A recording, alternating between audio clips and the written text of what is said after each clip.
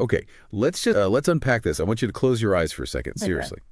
Imagine you are standing on the corner of 14th and Main in downtown Kansas City. It is, let's say, late June 2026.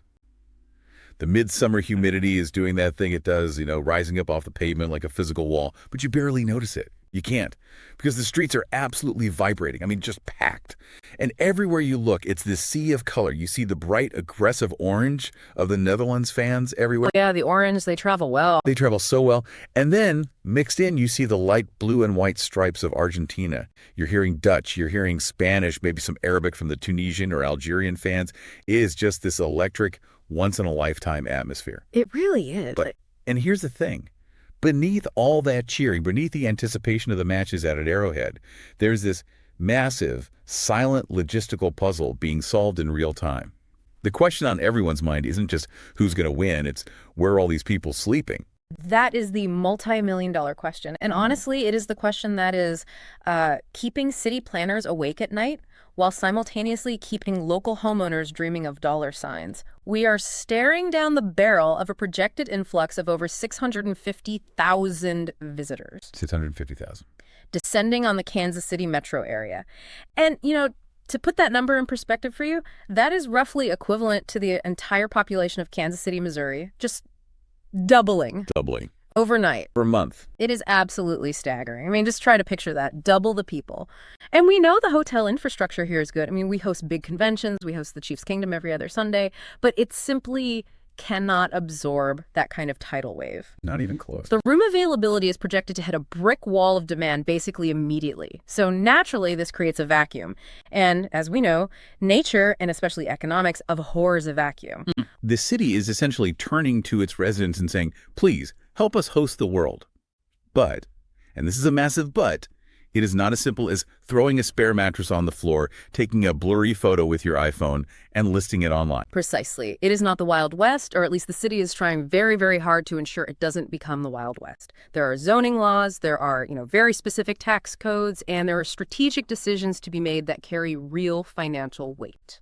That is what we are unpacking today. We're doing a deep dive into a fascinating, really tactical guide. It's titled, Should You Get a World Cup Short-Term Rental Permit in Kansas City? A Landlord's Guide to the $50 is $200 Decision. And this guide comes to us from Marcus Painter. He's the founder and owner of Alpine Property Management, Kansas City. And I love that we are using this source because Marcus isn't just a pundit or, a journalist looking in from the outside. He is in the trenches. He's living it. Every day. He has been managing rentals for over 12 years, and his company, Alpine, has a portfolio of over 250 properties.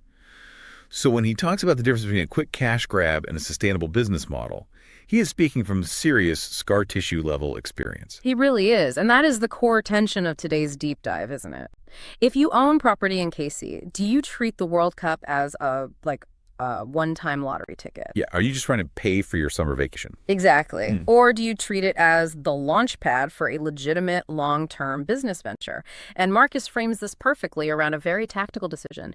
Do you buy the $50 major event permit, or do you spring for the $200 annual permit? Right. And it sounds like a trivial price difference. I mean, $150 is a nice dinner for two, but as we're going to see, it represents two completely different philosophies.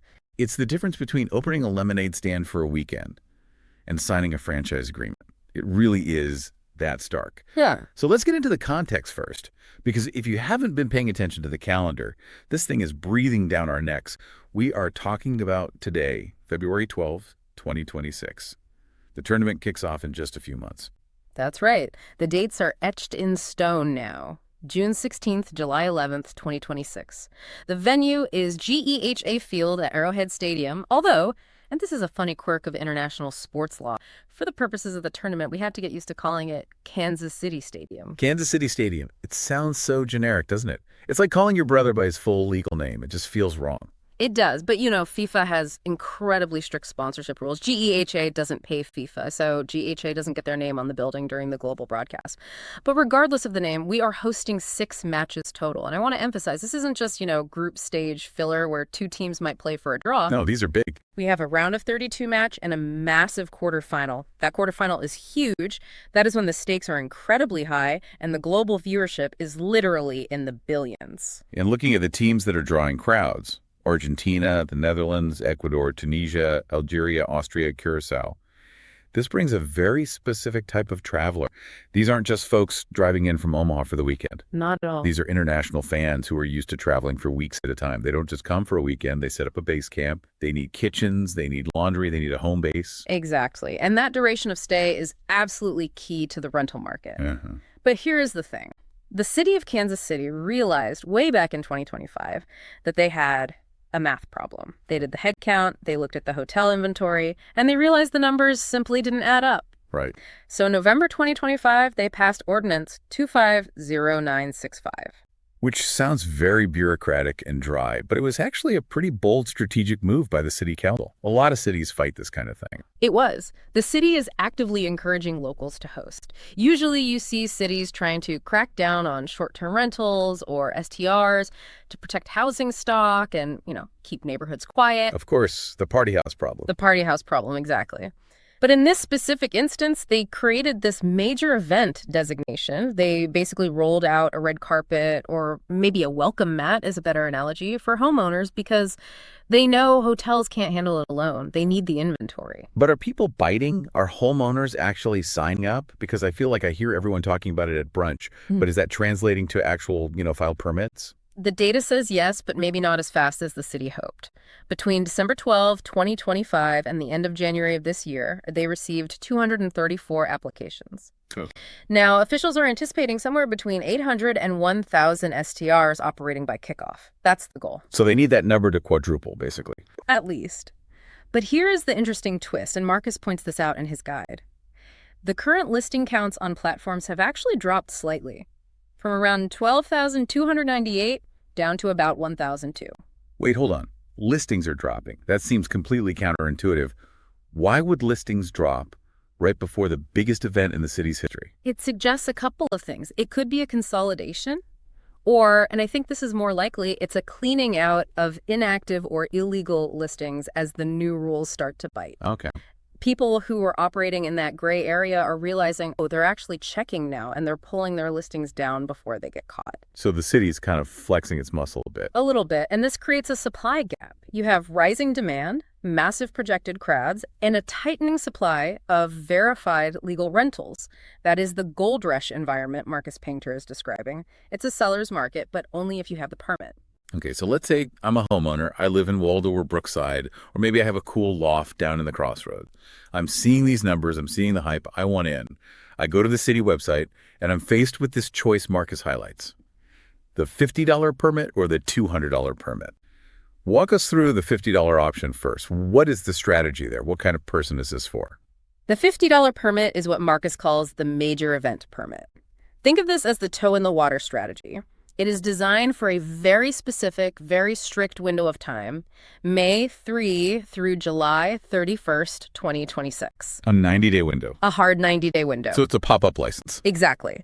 It expires on July 34, and crucially, it cannot be renewed. It is a hard stop. This option is perfect for the owner-occupant. Let's say you live in your house, but you decide you don't want to deal with the crowds and the traffic. You're going to take a family vacation to the Ozarks during the tournament. Smart. You rent your place out, make a nice chunk of change to pay for the trip, and then some. And then on August 1st, you go back to normal life. No more guests, no more business. Or maybe you have a spare bedroom or a carriage house that you just want to monetize for this one specific event. But you really don't want strangers coming and going from your house year-round. Right. It's also a really great option for landlords who might be between long-term tenants. This is a smart play. Let's say a lease ends in May. Instead of scrambling to sign a new year-long tenant immediately, you grab this $50 permit, do short-term rentals for the World Cup at these premium rates, maybe making 3 or 4 months worth of normal rent in just 1 month. Wow. And then you can look for a new long-term tenant in August when the dust has settled. It's a gap filler. Marcus quotes the city manager, Mario Vasquez, describing this as a smart, balanced way to support tourism. And I get that. It lowers the barrier to entry. $50 is practically nothing in the grand scheme of things. It's a low-risk buy-in. But March seems to think the $200 permit is the sleeper hit here. Why pay 4 times as much? What's the upside? Because for just $150 more, you are buying a completely different asset class. The annual permit is exactly what it sounds like. It's valid for 1 full year from the date of approval. So if you get approved, let's say this month in February 2026, you are good to go until February 2027.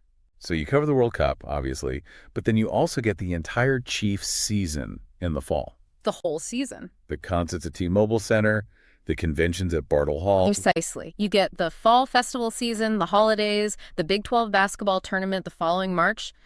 Marcus's point is an efficiency argument. If you are going to go through the hassle of setting your house up for guests, buying the nice linens, taking the professional photos, figuring out the smart lock boxes, getting through the safety inspection. Which is the same process for both permits. The setup effort is identical. So why would you shut down the business the day after the World Cup final? That's a really great point. The hard work is the setup. The safety inspection is the same. You don't get a light inspection just because you paid $50. You have to meet the same standards. The effort is identical, and this is the upsell. For $150 extra, you get 9 more months of revenue potential. This is for the investor who wants to build a dedicated STR business. It's for the person who says, I want to be on Airbnb and VRBO year-round. It shifts your mindset from, I'm hosting a few soccer fans, to, I am running a hospitality business. Okay, but this is where we have to pump the brakes a little bit, because Marcus makes a very, very strong point in the guide. Just because the permit is cheaper or temporary, it doesn't mean the rules are any looser. There's a no shortcuts rule in effect here. This is critical. I think a lot of people hear $50 permit and they think light regulation. They think it's the easy button. Right. That is absolutely false. The city has not relaxed safety or zoning standards 1 inch. Whether you pay $50 or $200, the eligibility rules are the same. Yeah. And the biggest hurdle, the one that stops most people in their tracks, is the distinction between a resident STR and a non-resident STR. Okay, let's break that down, because this is where people get tripped up all the time. What is a resident STR? A resident STR is your primary home. You live there. The city has a specific definition for this. You have to occupy the property at least 270 days a year. So more than 3/4 of the year. Exactly. If you fit this description, you are in luck. You are allowed to operate in most zoning districts. Right. This is the sharing economy in its purest form, renting out your own space when you're not using it. Okay, that sounds straightforward enough. But what if I'm an investor? Let's say I have some cash, I saw the World Cup announcement, and I went out and bought a cute bungalow in a residential neighborhood like Prairie Village or something. I don't live there. I never intend to live there. I just want to turn it into a World Cup gold mine. Then you have a problem, a big one. Non-resident STRs, that's what your bungalow would be, are strictly prohibited in residential zones unless you were grandfathered in before June 2023. Wait. If you didn't have a permit for that specific property back then, you cannot get one now for a house you don't live in if it's in a residential zone. Wow. Wait, I want to make sure I heard that right and our listeners heard that right.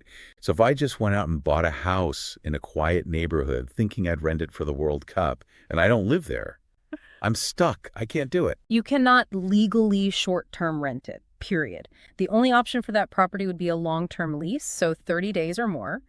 The city has basically built a wall around residential neighborhoods to protect them from becoming de facto hotels. That is a huge piece of information. That could save someone from making a very expensive mistake. A catastrophic mistake. The only exception for non-resident STRs is if the property is in a commercial zone.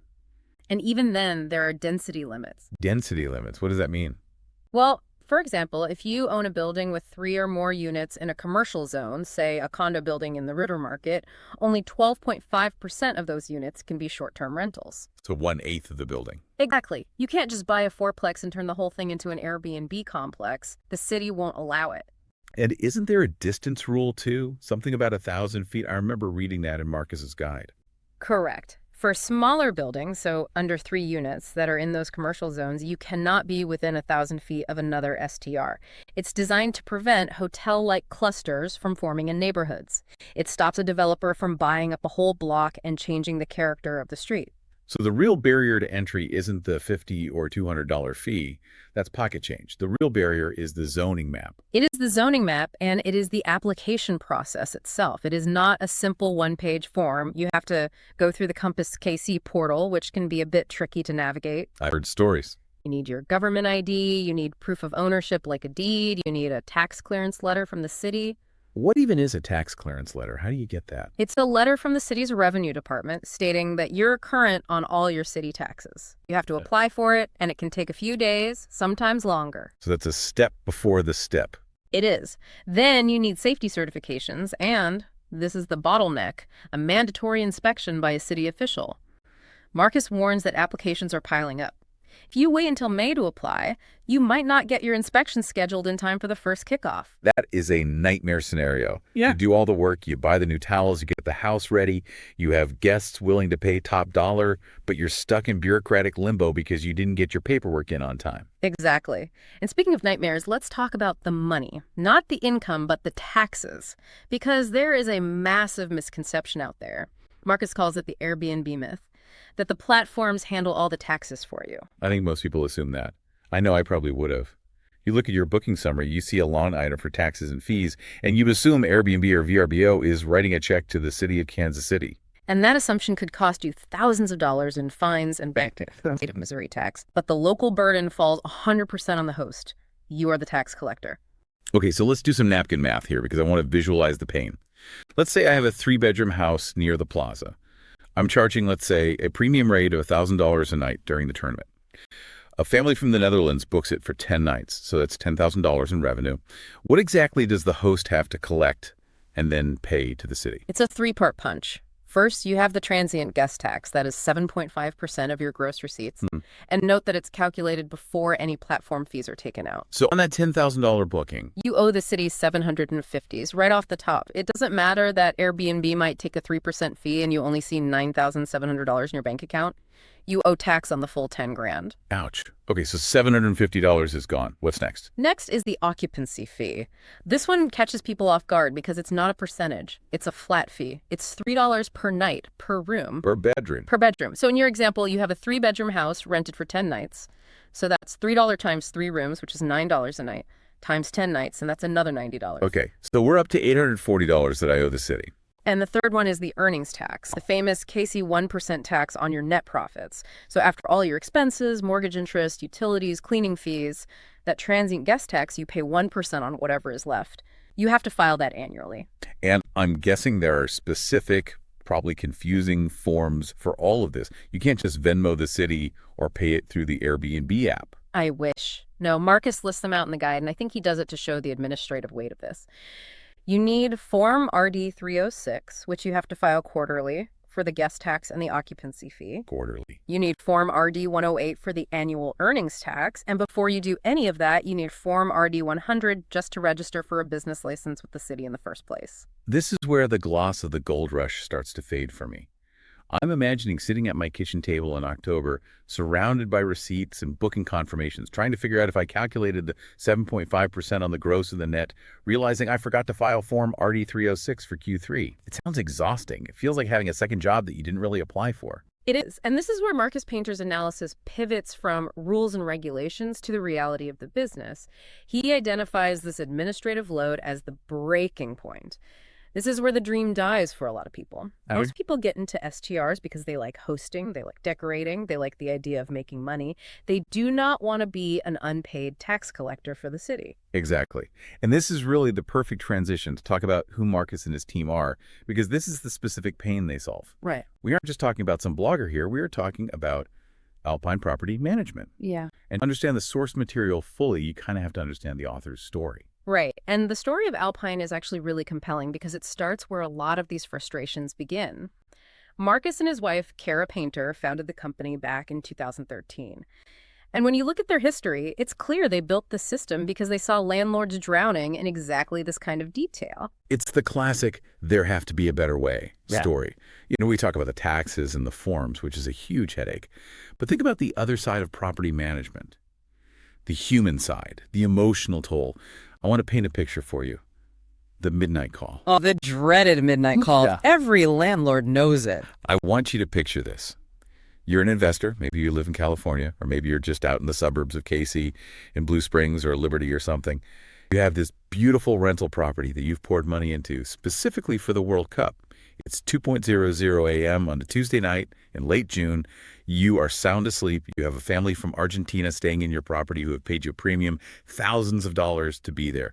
Your phone rings. Nothing good happens at 2 a.m. A 2 a.m. phone call from your rental is never a good thing. Never. The voice on the other end is panicked. A pipe has burst in the upstairs bathroom and water is pouring through the ceiling into the living room. Or the AC unit just died in the middle of a brutal Missouri heat wave. Or they lock themselves out and their passports are inside. What do you do? You panic. I mean, honestly, your heart starts racing. You feel that pit in your stomach.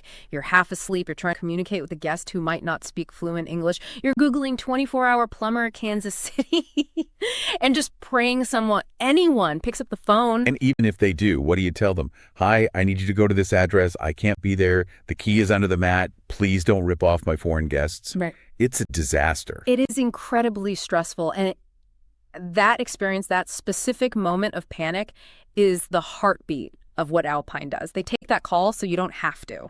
It's about reclaiming your peace of mind. It's about buying back your sleep. Marcus and Kara have been doing this for 12 years. They manage over 250 properties. That scale is so important because it means they have leverage. Yes. When I call a plumber at 2 a.m., I'm just one desperate guy begging for help. When Alpine calls that same plumber, they are a major client with 250 houses worth of business. Who do you think gets the first visit? They get the priority service every time. They have the vendor relationships. They probably have 2 or 3 plumbers on speed dial who they trust. But it's also about the compliance piece we just spent all this time on. Right, bring it back to the paperwork. Those forms, RD 306, RD 108, the constant fear of a tax audit. Alpine handles all the financial reporting. They have systems, software, and staff in place to track the gross receipts, calculate the 7.5%, and ensure the city gets paid on time every time. They make the business actually passive for the owner, which is the dream in the first place. That is huge. It transforms the World Cup opportunity from a source of anxiety and a second job into a truly passive income stream. And looking at their service area in Marcus's guide, they cover the whole map. Kansas City MO, Overland Park, Leawood, Liberty, Blue Springs, all of it. And that local knowledge is invaluable because the rules in KC proper are different from the rules in Overland Park or in KCK. Right. If you're an out-of-state investor, you don't want to learn those differences the hard way, which is usually by getting a fine in the mail. So the value proposition that Marcus presents, not just in his guide but through his entire business model, is really about trust. It's asking yourself the question, do I want to become an amateur expert in tax code and plumbing repair on the fly during the biggest, most chaotic event in my city's history? A high-stakes environment. Or do I want to trust Marcus and Kara, who have been navigating these waters for over a decade and have built a machine to handle it? For a serious investor, the choice isn't really $50 versus $200. That's just the permit fee. The real choice is, do I do this alone or do I bring in a professional partner? And when you look at the risks of doing it wrong, that partner starts to look like a necessity, not a luxury. Let's talk about those risks, because the city isn't just asking nicely for people to follow the rules. They're carrying a big stick. I want to play devil's advocate here. What if I just don't tell them? What if I fly under the radar? List my place on some obscure website and take cash payments. It gets expensive very, very quickly. The fines for operating without a valid permit range from $200 to $1,000 per violation. Okay, $1,000 is a lot, but if I'm making $5,000 a week on a rental, maybe I risk it. Maybe it's the cost of doing business. Here is the kicker, and this is the part that will bankrupt you. Each day of operation counts as a separate violation. So if you host a guest for 1 week, 7 nights without a permit, that isn't one violation. That is 7 violations. You could be looking at $7,000 in fines for one single booking. Wow. That wipes out your profit instantly. And then some. That is brutal. And are they actually going to catch people? Or is this just a threat on paper to scare everyone into compliance? They are gearing up for it. Marcus's guide specifically mentions the Neighborhood Services Department and the Assistant Director, Neo Webster. They have indicated that compliance monitoring will intensify significantly during the World Cup. They know the demand is there, so they know the temptation to cheat is there.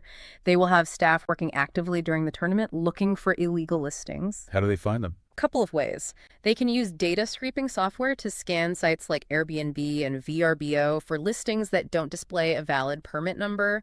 And the other, more common way, your neighbors. The neighbors. And there's another factor Marcus brings up here, the nuisance risk. Right. The World Cup is a party. The city knows this. Liquor sales hours are being extended. People are going to be celebrating, sometimes loudly, sometimes late at night. So more noise complaints. Exactly. And noise means neighbors calling the police or the 311 action center.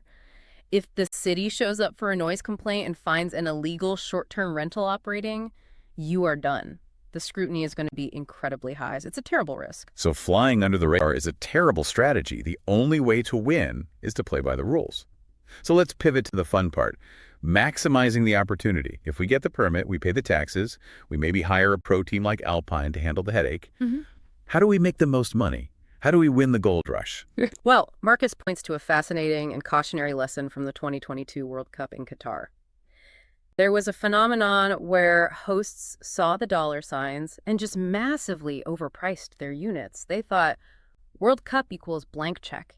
I can charge $2,000 a night for my one-bedroom apartment. And what happened? They sat empty. They had very low bookings because even fans traveling internationally for the World Cup have a budget. They're smart consumers. If you price yourself completely out of the market, you get nothing. So the strategy is competitive pricing. Don't be greedy, be smart. Look at what comparable properties are charging. Location obviously plays a huge role here. You can't charge a downtown price for a house in the far suburbs. Huge. Downtown, the streetcar corridor, any property with easy access to transportation routes that feed into the stadium shuttles, those are the prime spots. The A-plus locations? Absolutely. If you are in those zones, you can and should command a premium. But if you are 30 minutes out in a suburb with no public transit access, you have to price that reality into your nightly rate. And Marcus also touches on quality control. You're not just competing against hotels anymore. You're competing against potentially 1,000 other listings, just like yours. Bare bones listings won't cut it. You can't just put an air mattress in a living room and post one grainy photo and ask for $500 a night. Those days are over. You're not a college kid renting out your couch anymore. No, you're a business. You need quality furnishings, you need high-speed Wi-Fi, you need clean linens, and you absolutely need professional photos. Marcus mentions that the KC Short-Term Rental Alliance and even the big platforms like Booking.com are running crash courses for hosts on how to professionalize their listings. The bar has been raised significantly. It really has. You have to treat your property like a product. You are a brand now, and your reviews are everything. Exactly. The hosts who succeed will be the ones who provide a seamless, high-quality experience, not just a bed. So let's wrap this all up. We've covered a lot of ground here. We have this massive historic event coming to our city. We have a clear and present opportunity for homeowners to make a lot of money. But we also have this minefield of regulations, taxes, and risks. What is the big takeaway for our listener today? If they remember one thing from this deep dive, what should it be? The takeaway is that the World Cup is a massive opportunity for KC landlords, absolutely. But the barrier to entry isn't the market, it's the bureaucracy. The $50 permit is a great low-risk ticket to the game if you just want to dabble and see what it's like. But the real winners, the ones who will look back on 2026 as a turning point for their finances, will be the ones who treat this as a serious business. They will likely go for the $200 annual permit, and critically, they will have a plan for compliance, whether that is doing the heavy lifting themselves or hiring a team like Alpine to ensure they don't lose their hard-earned profits to penalties and fines. It's the difference between being a gambler and being an investor. Perfectly said. The gambler hopes they don't get caught. The investor knows the rules and plays the long game. I want to leave the listeners with a final thought, a provocative question to chew on. We talk about the gold rush, but in every gold rush, the people who consistently made the most money weren't always the ones digging for gold. It was the ones selling the shovels and the pickaxes, or in this case, the ones managing the logistics.